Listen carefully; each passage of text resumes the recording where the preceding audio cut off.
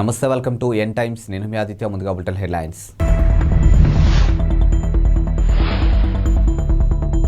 ప్రధాని మోదీని ఎవరూ భయపెట్టలేరు, రష్యా అధ్యక్షుడు పుతిన్.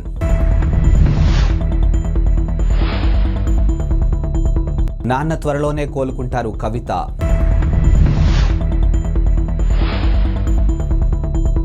రెవెన్యూ విలేజ్గా ప్రొఫెసర్ జయశంకర్ స్వగ్రామం అక్కంపేట ఆదేశాలు జారీ చేసిన ప్రభుత్వం. భారత ప్రధాని నరేంద్ర మోదీపై రష్యా అధ్యక్షుడు పుతిన్ మరోసారి ప్రశంసల వర్షం కురిపించారు.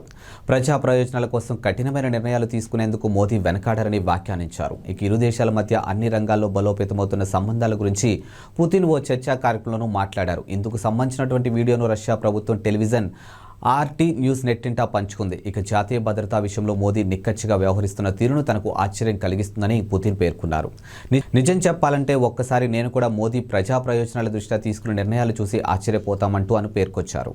ఇక జాతీయ ప్రజా ప్రయోజనాలకు విరుద్ధమైన నిర్ణయాలు తీసుకోవాలంటూ మోదీని ఎవరూ బలవంత పెట్టలేరని, బెదిరించలేరని, ఆయనపై ఎలాంటి ఒత్తిళ్లు ఉన్నాయని మాత్రం నాకు తెలుసు ఇక అని పుతిన్ పేర్కొన్నారు.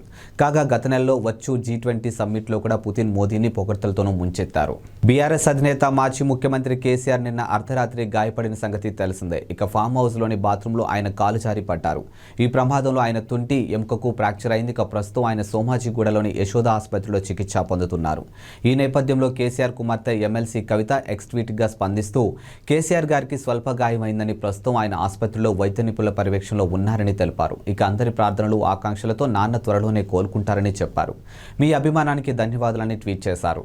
తెలంగాణ సిద్ధాంతకర్త ప్రొఫెసర్ జయశంకర్ స్వగ్రామమైనటువంటి హన్మకొండ జిల్లా ఆత్మకూరు మండలంలోని అక్కంపేటను రాష్ట్ర ప్రభుత్వం రెవెన్యూ గ్రామంగా గుర్తిస్తూ నిన్న ప్రాథమిక నోటిఫికేషన్ జారీ చేసింది. ఇక ముఖ్యమంత్రి రేవంత్ రెడ్డి ఆదేశాలతో ప్రధాన కార్యదర్శి శాంతికుమారి నోటిఫికేషన్ విడుదల చేశారు. ఇక అక్కంపేట ప్రస్తుతం పెద్దాపూర్ రెవెన్యూ గ్రామంలో భాగంగా ఉంది.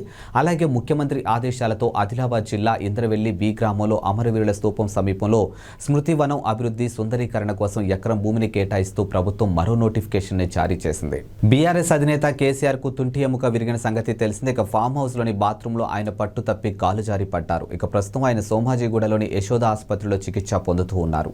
కేసీఆర్ తుంటి ఎముక 2 చోట్ల విరిగినట్లు వైద్యులు గుర్తించారు. ఈ ఉదయం 11 గంటలకు ఆయన ఆపరేషన్ నిర్వహించినట్లు తెలుస్తుంది.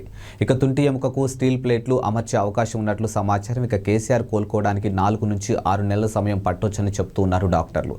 మరోవైపు ఆసుపత్రిలో కేటీఆర్, హరీష్ రావు, కవిత ఉన్నారు. విరాట్ కోహ్లీ, రోహిత్ శర్మ ఇండియన్ క్రికెట్కి దశాబ్దాలుగా వీరు అందిస్తున్న సేవలు అసామాన్యం. ఇక 2022 T20 ప్రపంచ కప్ సెమీఫైనల్లో ఇంగ్లాండ్ చేతిలో ఓటమి తర్వాత వీరిద్దరూ T20లకు దూరమయ్యారు. ఇక వీరిద్దరి స్థానంలో యువ ఆటగాళ్లకు అవకాశం లభిస్తూ జట్టులో కదం తొక్కుతున్నటువంటి యువ ఆటగాళ్లు అపురూప విజయాలు అందిస్తూ ఉన్నారు. ఇక నీరుడు న్యూజిలాండ్లో జరిగినటువంటి 3 మ్యాచ్ల సిరీస్ను చేజెక్కించుకున్నారు. ఇక ఆసియా క్రీడల్లో భారత యువ జట్టు స్వర్ణం గెలుచుకుంది. తాజాగా ఆస్ట్రేలియాను 4-1తో ఓడించి సిరీస్ను కైవసం చేసుకుంది. ఇక వచ్చే ఏడాది అమెరికా, వెస్టిండీలతో జరగనున్నటువంటి T20 ప్రపంచ కప్లో కోహ్లీ, రోహిత్ శర్మ తప్పకుండా ఆడతారు. ఇందులో ఎలాంటి సందేహము లేదు. అయితే 2022 T20 ప్రపంచ కప్ తర్వాత భారత జట్టులోకి దాదాపుగా డజన్ మంది యువ ఆటగాళ్లు అరంగేట్రం చేశారు. ఇక వీరిలో రుతురాజ్ గైక్వాడ్, శుభమున్ గిల్, యశస్వి జైస్వాల్, ఇషాన్ కిషాన్, రింకు సింగ్, తిలక్ వర్మ తదితరులు ఉన్నారు. వీరందరూ అద్భుతంగా రాణిస్తూ ఉన్నారు. అంతేకాదు వీరి వయసు కూడా 26 ఏళ్ల లోపే ఉంటుందని వెల్లడించారు. కెనడాలోని జీవన వ్యయాలు పెరుగుతున్న నేపథ్యంలో ప్రభుత్వం విదేశీ విద్యార్థుల నిబంధనలు మరింత కఠినాంతరం చేసింది. ఇక కాస్ట్ ఆఫ్ లివింగ్ నిబంధనల కింద విదేశీ విద్యార్థులు కనీసం $15.181 సిద్ధం చేసుకోవాలని తేల్చి చెప్పింది. విద్యార్థుల ట్యూషన్, ప్రయాణాల ఖర్చులకు ఇది అదనమని వివరించింది. ఇక గతంలో ఈ మొత్తం $7.357 ఉండేది. 2000లో చివరిసారిగా ఈ కాస్ట్ ఆఫ్ లివింగ్ నిబంధనలు మార్పులు చేశారు. ఇక కాలం గడిచే కొద్దీ కెనడాలో జీవన వ్యయాలు పెరుగుతున్నాయని ప్రభుత్వం తన ప్రకటనలోనూ పేర్కొంది. ఈ మేరకు కాస్ట్ ఆఫ్ లివింగ్ నిబంధనలో మార్పులు లేకపోవడంతో కెనడాకు వచ్చే విదేశీ విద్యార్థులు తమ వద్ద ఉన్నట్టు నిధులు సరిపోగా ఇబ్బందులు పడుతున్నారని వివరించింది. కెనడాలోని విదేశీ విద్యార్థులకు ఎటువంటి ఇబ్బందులు తలెత్తకూడదనే తమ ఉద్దేశమని చెప్పింది. ఇక విదేశీ విద్యార్థులను ఆహ్వానించడంతో పాటు వారికి ఇబ్బందులు లేకుండా చూడడం కూడా తమ వైపు బాధ్యత అని తెలిపింది. ఇకపై ఏటా కాస్ట్ ఆఫ్ లివింగ్ నిబంధనలతో అప్పటి ఖర్చుల మేరకు మార్పులు చేస్తామని పేర్కొంది. వచ్చే ఏడాది సెమిస్టర్కు మునుపు వీసాలు జారీని తగ్గించడంతో పాటు ఇతర చర్యలు చేపట్టబోతున్నట్టు పేర్కొంది. తద్వారా కెనడా యూనివర్సిటీలు తమ వద్ద చదువుకుంటున్నటువంటి విదేశీ విద్యార్థులకు అవసరమైన సౌకర్యాలు కల్పించగలమని తెలియజేసింది. తెలంగాణ ముఖ్యమంత్రిగా నిన్న ప్రమాణ స్వీకారం చేసిన రేవంత్ రెడ్డి అప్పుడే తన మార్క్ ఏమిటో చూపించుకున్నారు. ఇక ఈ రోజు ఉదయం 10 గంటలకు జ్యోతిరావు పులే ప్రజాభవన్లో ఆయన ప్రజా దర్బార్ నిర్వహించనున్నారు. ఈ ప్రజా దర్బార్ కార్యక్రమంలో రేవంత్తో పాటు డిప్యూటీ సీఎం మల్లు బట్టి విక్రమార్క ఇతర మంత్రులు పాల్గొననున్నారు. ఇక ప్రజా దర్బార్లో ప్రజా సమస్యల పరిష్కారం కోసం ప్రజల నుంచి వినతులు స్వీకరించనున్నారు. కాంగ్రెస్ పార్టీ గెలిచిన వెంటనే మీడియాతో రేవంత్ మాట్లాడుతూ ప్రగతి భవన్ను సచివాలయం అందరికీ అందుబాటులో తీసుకొస్తామని ఆయన ప్రకటించారు. ప్రగతి భవన్లో ప్రజా దర్బార్ నిర్వహిస్తామని తెలిపారు. చెప్పిన విధంగానే ఆయన ఈ రోజు ప్రజా దర్బార్ నిర్వహించనున్నారు. జమ్మూ కాశ్మీర్కు ప్రత్యేక ప్రతిపత్తిని కల్పించినటువంటి రాజ్యాంగంలోని ఆర్టికల్ 370ని రద్దు సవాలు చేస్తూ దాఖలైనటువంటి పలు పిటిషన్లపై సుప్రీంకోర్టు డిసెంబర్ 11న తీర్పు వెలువరించనుంది. చీఫ్ జస్టిస్ చంద్రచూడ్ ఆధ్వర్యంలో జస్టిస్ సంజయ్ కిషన్ కౌల్, సంజీవ్ ఖన్నా, బిఆర్ గవాయా, సూర్యకాంత్లతో కూడినటువంటి రాజ్యాంగ ధర్మస్థానం తీర్పు వెలువరిస్తుంది. ఇక సెప్టెంబర్లో ఈ పిటిషన్లపై విచారణ ముగియడంతో సుప్రీంకోర్టు తీర్పు రిజర్వ్ చేసినటువంటి విషయం తెలిసిందే. ఇక మొత్తం 16 రోజుల పాటు ఆర్టికల్ 370కి రద్దుకు సంబంధించి సుప్రీంకోర్టులో విచారణ జరిగింది. ప్రభుత్వం తరపున attorney general R Venkataramani, solicitor general Tushar Mehta, senior న్యాయవాదులు హరీష్ సాల్వే, రాకేష్ ద్వివేది, వి గిరి వాదనలు వినిపించారు. ఇక జమ్మూ కాశ్మీర్ నియోజకవర్గం అసెంబ్లీ రద్దు తర్వాత ఆర్టికల్ 370 శాశ్వతమైనదిగా మారిందని పిటిషనర్ల తరపున న్యాయవాదులు కోర్టుకు తెలిపారు. రాజ్యాంగ సవరణలకు అవకాశం కల్పించే ఆర్టికల్ 368 ద్వారా ఆర్టికల్ 370ని రద్దు చేయలేమని స్పష్టం చేశారు. రాష్ట్రంలో విద్యుత్ పరిస్థితి గందరగోళంగా ఉందని, విద్యుత్ పరిస్థితిపై సమగ్ర నివేదిక ఇవ్వాలని ముఖ్యమంత్రి రేవంత్ రెడ్డి అధికారులను ఆదేశించారు. ఇక కేబినెట్ సమావేశంలో విద్యుత్ పరిస్థితిపై విస్తృతంగా చర్చ జరిగింది. ఈ సందర్భంగా రేవంత్ రెడ్డి మాట్లాడుతూ సీఎండీపై చర్యలు తీసుకునే అవకాశం ఉందా అని రేవంత్ రెడ్డి అధికారులను ప్రశ్నించారు. ఇక శుక్రవారం జరగనున్నటువంటి సమీక్షకు సీఎండీని కూడా పిలవాలని ఆదేశించారు. ఇక సీఎండీ రాజీనామాను ఆమోదించవద్దని అన్నారు. ఇక 6 గ్యారెంటీలపై కర్ణాటకకు వెళ్లి అధ్యయనం చేయాలని సూచించారు. ప్రజల ఆకాంక్షల మేరకు అధికారుల పనితీరు ఉండాలని సూచించారు. ఇక అధికారులు సమర్థవంతంగా పనిచేయకుంటే ప్రభుత్వానికి ఇబ్బందులు వస్తాయని హెచ్చరించారు.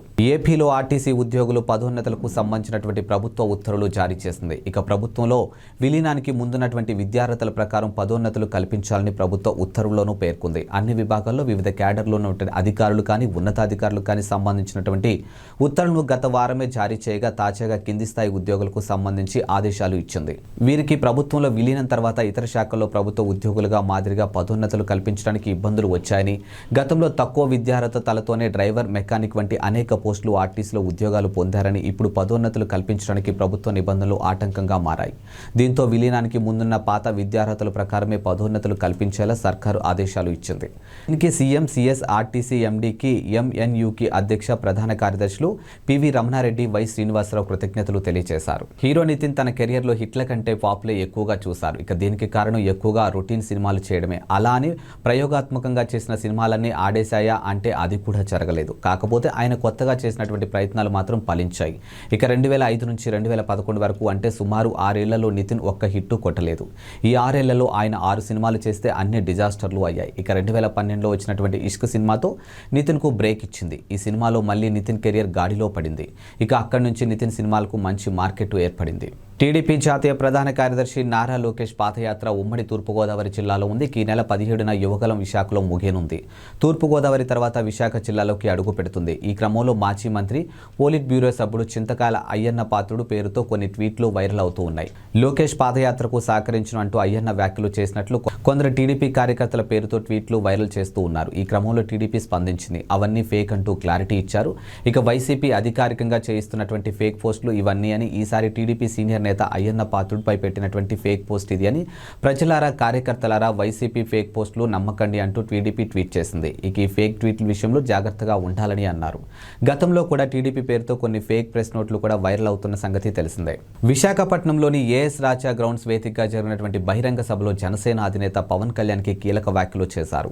ముఖ్యమంత్రి పదవి మీద పవన్ కళ్యాణ్ ఆసక్తికర వ్యాఖ్యలు చేశారు. ఏపీలో టీడీపీ వెనుక తాను నడవడం లేదన్న పవన్ కళ్యాణ్ తెలుగుదేశం పార్టీతో కలిసి నడుస్తున్నారని పేర్కొన్నారు. ఇక అధికారం కోసం తాను ఓట్లు అడగడం లేదని, జనసేనాని మార్పు కోసం తమను ఆశీర్వదించాలని కోరారు. ఇక రాష్ట్రానికి మంచి జరుగుతుందనే ఉద్దేశంతోనే 2014లో టీడీపీ బీజేపీకి మద్దతు ఇచ్చినట్లు పవన్ కళ్యాణ్ మరోసారి స్పష్టం చేశారు. ఇక దురదృష్టవశాత్తు 2019లో కుదరలేదన్న జనసేనాని 2024లో ఏపీ భవిష్యత్తు కోసమే మరోసారి కలిసినట్లు చెప్పారు. ఇక మరోవైపు ఈ సందర్భంగానే సీఎం పోస్టు గురించి పవన్ కళ్యాణ్ కీలక వ్యాఖ్యలు చేశారు. ఇక జనసేన నిలబడి స్థానాల్లో గెలిచి మద్దతిచ్చిన స్థానాల్లో అభ్యర్థులు గెలిస్తే జనసేన బలం ఏంటో అందరికీ తెలుస్తుందని పవన్ కళ్యాణ్ అభిప్రాయపడ్డారు. ఇప్పుడు సీఎం పదవిని అడగగలమని కార్యకర్తలతో చెప్పిన పవన్ ముఖ్యమంత్రి పదవి గురించి చంద్రబాబు తాను చర్చించి నిర్ణయం తీసుకుంటామని స్పష్టం చేశారు.